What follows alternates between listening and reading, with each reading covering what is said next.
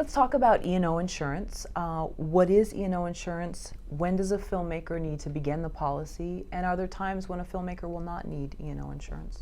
So E&O insurance is an insurance policy that filmmakers have to get when their film is going to be distributed in any way.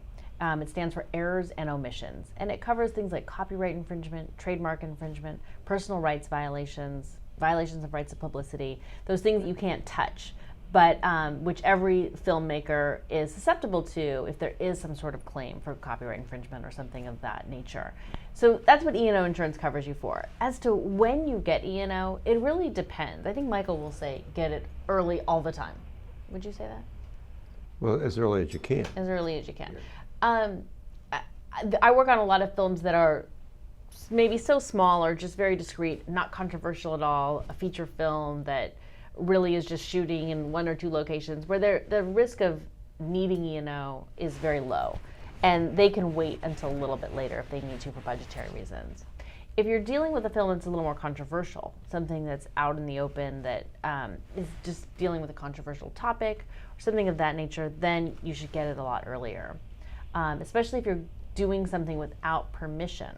So if you're doing a life story on somebody, be them alive or deceased, and you don't have the rights from that person, you very well will want to get E&O early.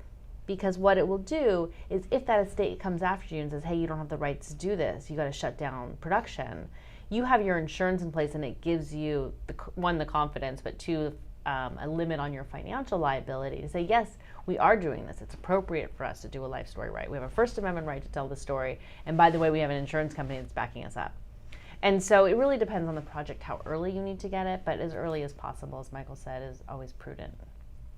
So even within the final draft of the script, or maybe more when you're about to start shooting? Some films we recommend getting E&O insurance before the script is even done.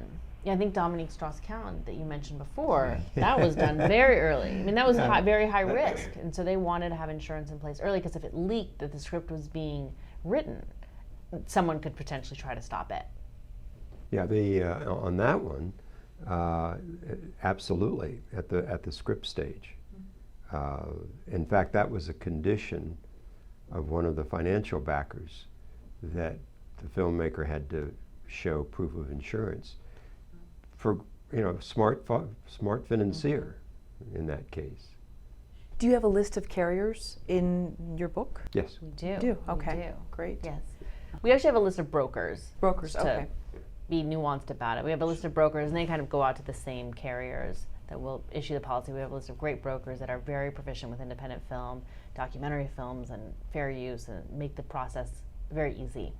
And so it would be similar to getting a car insurance quote in some sense. They would go through different things, find out. It's exactly the same. And what I like to tell, the analogy I like to use is if somebody does approach you and says, you can't do this without my permission, before you have your E&O in place, that's a pre-existing condition. So it's as if somebody goes to get medical insurance and they have a heart condition, the carrier will say, sure, we'll cover you for everything but that heart condition. And it's the same thing for film. Sure, we'll cover you for everything but a claim from that person who's already come forward and presented a potential problem.